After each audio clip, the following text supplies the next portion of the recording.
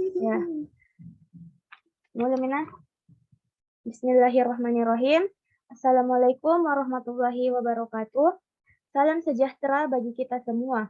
Puji syukur kita panjatkan kepada Tuhan Yang Maha Esa, serta salawat dan salam tak lupa kita panjatkan kepada Nabi Muhammad SAW. Kami dari kelompok 4 yang terdiri dari Guntur Saputra Aji, Aditya Ahmad Syarif, Afif Mufli, Trisalwa, Nurul Cahyani, dan saya sendiri Wardah Sri Ananda. Kelompok kami akan mempresentasikan mengenai teori figure ground. Sebelumnya, izinkan saya untuk membacakan agenda pembahasan kita pada hari ini, yaitu materi pertama, figure ground dan analisis, yang kedua, urban solid dan urban void, yang ketiga, tekstur perkotaan, yang keempat, pandangan pokok terhadap kota dan pouch, yang kelima, tipologi solid dan tipologi void, dan materi yang terakhir merupakan pola massa dan ruang serta pola unit perkotaan. Tanpa membuang waktu lagi, kita akan segera memasuki materi yang pertama yang akan dibawakan oleh Saudara Guntur Saputra Aji. Kepada Saudara Guntur, saya persilahkan.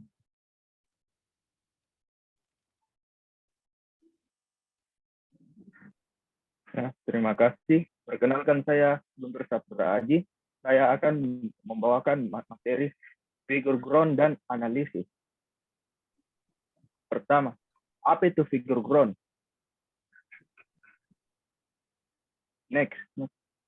Figure. Next. Pertama-tama, apa itu figure ground? Figure ground merupakan suatu pendekatan di mana fungsi awalnya adalah untuk mengidentifikasi bentuk kota atau urban forms dari menganalisis hubungan antara massa bangunan yang biasa disebut building mass dan ruang-ruang terbuka kota atau biasa disebut open space. Analisis figure ground adalah alat yang baik untuk satu, mengidentifikasi sebuah tekstur dan pola tata ruang perkotaan yang biasa disebut urban fabric.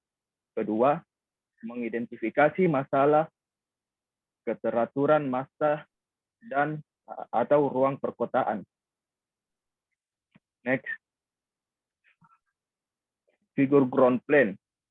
Figure ground plan merupakan suatu peta hitam putih yang memperhatikan dan menjelaskan suatu komposisi yang menarik antara ruang luar atau yang biasa disebut eksterior dan ruang dalam yang biasa disebut interior, yaitu antara ruang positif yang telah terisi. Figur sama dengan lahan terbangun yang biasa disebut urban solid. Ground sama dengan lahan terbuka atau biasa disebut urban void. Next. Ya, sekian saya Guntur. Selanjutnya akan dilanjutkan oleh Saudari Tri Salwa Amanda Putri. Terima kasih atas kesempatan yang diberikan.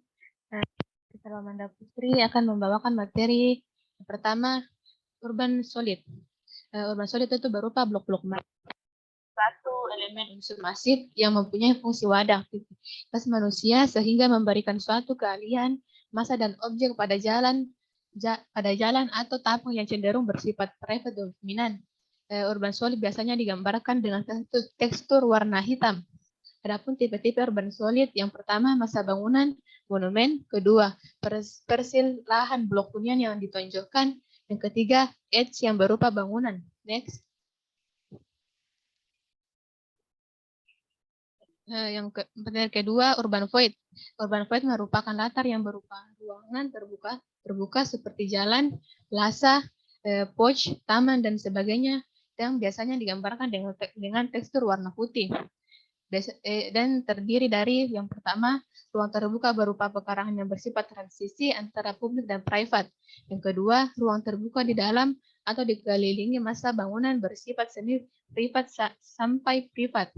Yang ketiga, jaringan utama. Jalan dan lapangan bersifat publik karena mewadahi aktivitas publik berskala kota. Yang keempat, area publik. Biasa berupa taman parkir sebagai nodes yang bersifat reservasi kawasan hijau. Yang kelima, sistem ruangan terbuka yang berbentuk linear dan kurva linear. Tipe ini berupa daerah aliran sungai dan danau dan semua yang alami dan basah. Next. Materi selanjutnya akan dibawakan oleh Nur Cahyani Hamzah. Kepadanya dipersilahkan. Baik, terima kasih. Perkenalkan saya Nurul Cahyani. Pada kesempatan kali ini saya akan memaparkan materi tentang tekstur perkotaan. Apa itu tekstur perkotaan? Tekstur perkotaan merupakan derajat atau tingkat keteraturan dan kepadatan massa dan ruang menurut variasi massa dan ruangannya.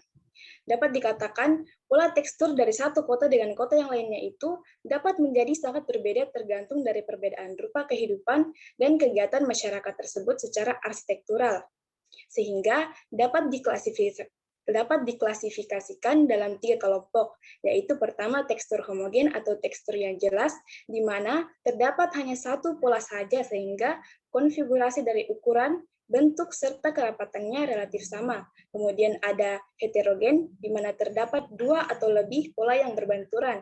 Kemudian tekstur yang tidak jelas, di mana penataannya cenderung lebih menyebar. Next. Kemudian kepadatan massa.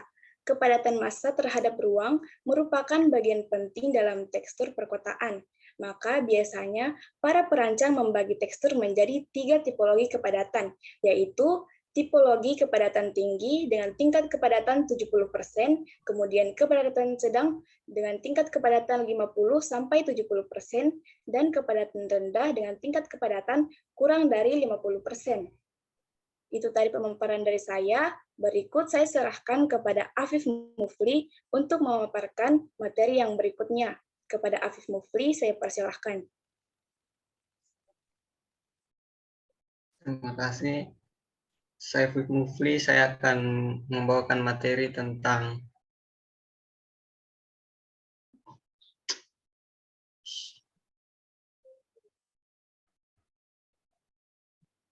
pandangan pokok terhadap pola kota dan POC. Next.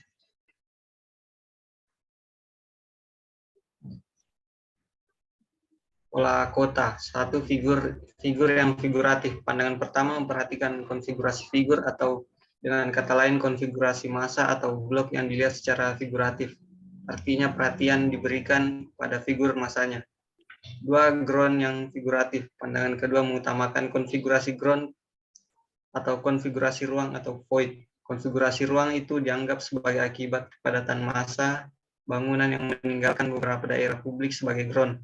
Ruang publik ini biasanya secara organis sering berkualitas sebagai bentuk yang mampu meninggalkan identitas kawasannya. Next.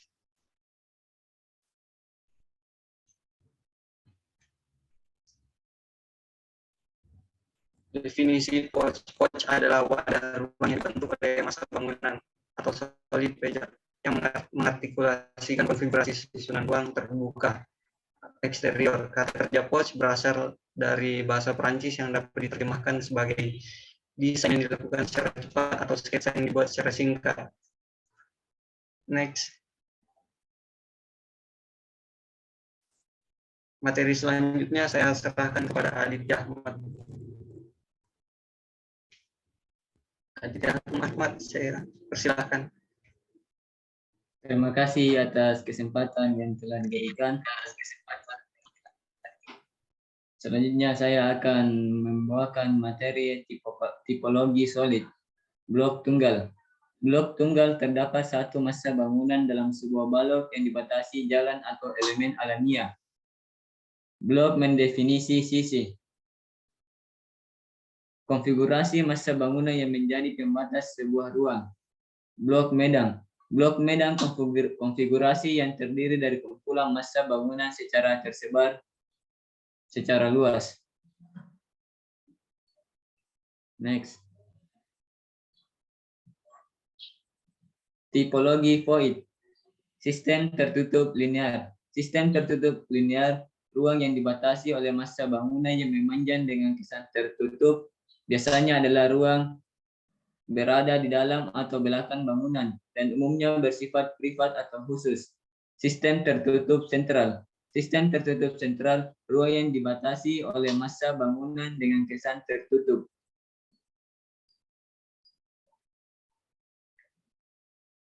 Sistem terbuka sentral, ruang yang dibatasi oleh massa di mana kesan ruang bersifat terbuka namun masih tampak terfokus, misalnya alun-alun, taman kota, dan lain-lain.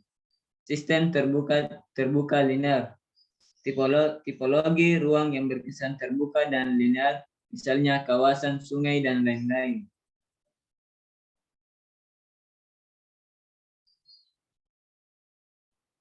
Selanjutnya, saya persilahkan kepada Wardah Sukananda untuk melanjutkan materi selanjutnya. Terima kasih.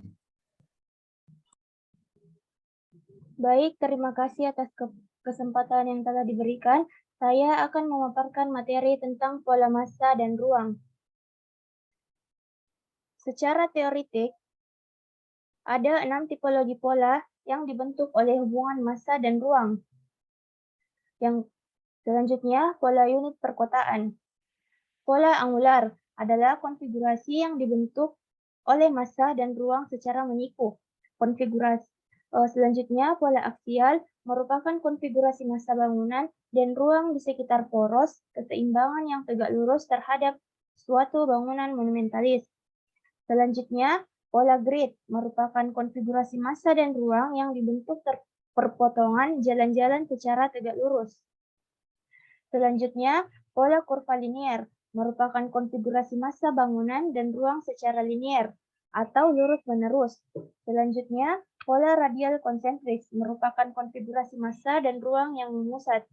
Selanjutnya, pola organis merupakan konfigurasi massa dan ruang yang dibentuk secara tidak beraturan.